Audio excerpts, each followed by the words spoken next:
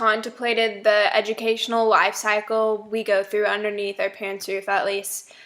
First day of school, you're 4-year-old, maybe you're the late starter 5-year-old, and you walk into the school building and you see your mom in typical Junie B. Jones, and you're like, Mommy, don't leave me, I love you. And she's like, oh, honey, you gotta go. And you're like, no, Mom, I don't wanna go. And she's like, honey, you gotta go. No, Mom, I don't wanna go. And eventually, after tugging and pulling and crying, tears shed, you finally go into class and you start finger painting. You leave your cushy life at home, you know, watching TV all day, eating ice cream, sleeping. You're living the good life, basically. And you get into school and you're like, I kind of like this place. You meet friends, not just the neighborhood friends anymore. You actually meet friends. And you start liking it. And then you go on kindergarten through 5th grade, and during those elementary years, a couple of bullies maybe, but you're like, I'm just gonna be happy-go-lucky. Like, maybe a few tears shed here and there, but hey, it's gonna be okay. And you love PE class, you love music, you just love school. School's just awesome. You know why school's awesome? Because you go home every day, work on homework for 15 minutes, and then you go outside and play. Like, what could you possibly hate about school? Maybe you're bullied, and if you are, I'm sorry. Like, I am sorry. And then you finally are 5th grade, and you're like, I'm too old for this. Middle school. And you know what's so exciting about middle school? You get a locker. Lockers were the coolest thing. It was literally your own space at school. And you could, and the best part was slipping notes in other people's lockers. But anyways, you get into middle school and you're just a little awkward, you know what I mean? Like, you're hitting that awkward stage, and you know what we like to call that awkward stage? The plague, aka puberty. Puberty hits you like a whirlwind. One day you're little tiny Johnny, and the next you're pimple face Petunia. You know what I mean? And you start noticing something. You see something growing on your forehead. You're like, what is that? And you go in the mirror and you examine it, and you're like, holy crap, there's a mountain on my face. And you go, Mommy, what is this mountain on my face? And she's like, honey, that's a zit. You're like, crap, I don't like this. Like, this is weird. So you start feeling awkward. And if things were already awkward enough from being pimple face Petunia, now you have the problem of, you know, girls. And you're in your 7th and 8th grade year, and you start looking at other girls, and you're already awkward about your body because you're bleeding out of your vagina, some of you.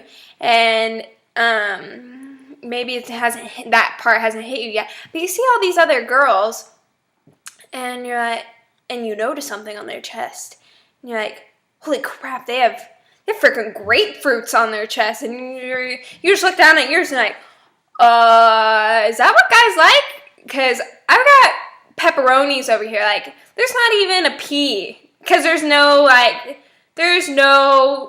volume. It's a pepperoni. Like, you're flat as a piece of paper. And you're like, damn, like, no guy's ever gonna like me. Damn it. I'm in middle school, about to be in high school. My life sucks because no guy's ever gonna look at me. Because I have a piece of paper for a chest. Like, I have no boobs. No boobs whatsoever. Awkward stage. Kind of passing over the hump. You enter your first year of high school. You're a freshman. You know what we like to call freshmen? Ignorant pricks. You're an ignorant prick. And you're just so annoying, and you just tug on people. But the first day you enter high school, you are so overwhelmed. And you're like, how am I going to ever find my classes? How am I ever going to find my classes when I am in a labyrinth right now? And you see all these huge people because you're a little prick freshman, and you see these huge seniors, and you're like, fuck, there's giants everywhere around me. And you don't know what to do with your life. Like, you're just so timid. Then you enter sophomore year, and sophomores, you're morons. Like, you just think you know everything. Oh, no, I'm in high school. I passed my first year.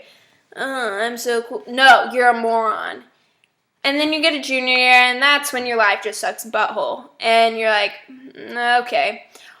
Now I have to study for classes. Now I'm failing classes. Now school's so hard. Colleges are looking at me. Oh my God, where do I want to go to school? Everyone's overwhelming me. And then finally it gets over and you start entering senior year. Somewhere in this mix though, you have something hit you. Do you remember whenever we were in middle school and people, aka your parents and teachers, were like, someone's going to offer you a cigarette, what are you going to say? And back then you're like, ew, that's disgusting, I'm not going to smoke a cigarette. And then you're put into that situation. Maybe it's not a cigarette because cigarettes are kind of gross. But you get in the peer pressure situation and you're like, you kind of get pulled into it. Because everyone else is doing it. As cliche as that is, everyone else is doing it. Do you really want to be that one person who's just like, I can't do that. That's just so wrong. No, you don't want to be that person. You would be considered like weird, like nobody would want to talk to you. And for those of you that have never gotten involved in it or whatever, I commend you. Like, you're awesome. Good for you. I don't know how you did it. But anyways, you get pulled into that and you start looking like a prostitute because that's what you're doing all the weekend. And then you start gaining 20,000 pounds because that's what you're doing with your entire life. You're just drinking alcohol, smoking weed, like whatever you do, you've gotten pulled into that. So that happens somewhere in this whole fucked up high school mix. And then you go into senior year. Maybe your fucked up high school crap is in your senior year. But anyways, you're in your senior year. You stop giving a fuck. Like, why would you care? After you've applied for college, if you're even going to college, like, why would you care what happens in your senior year? Colleges aren't going to look. Maybe your first semester, but second semester, like, fuck school. Like, what are they going to do? Nothing, because you've already been accepted. So then, before you know it, you were that little tiny 4-year-old entering school from the first time to a high school graduate. And before you know it, that whole time just went by so fast. The awkward stages, the sweet ignorant stages, the fucked up stages, they all went by so fast and you didn't even realize it. And the problem is, like, when we're in this time in our life, we don't realize that it's going to go by so fast. And we don't realize that it's hard. It is so hard. Like, awkward middle school. It's so hard because you're so insecure. High school, you're even more insecure if that is even possible. And you just get exposed to all these different things, and you get exposed to like how screwed up society is, and you become one of those teenagers that are like, fuck society. And in the end, we become society because we forget as we're in these like delicate stages of our life, like how hard it was. And the fact of the matter is, it is hard. It sucks. High school sucks. Like, life sucks sometimes. And it's sad that all these adults, we see our parents and we fight with them all the time. We're like, F you, like, I hate you. Because they forgot what it's like to be a teenager. They forgot what it's like to go through high school and all the bullshit that happens. And it's kind of annoying. So, I sympathize. I sympathize. And that's just my spur. don't even know what the purpose of it was.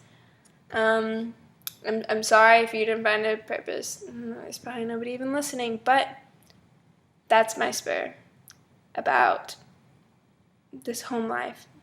Okay, bye.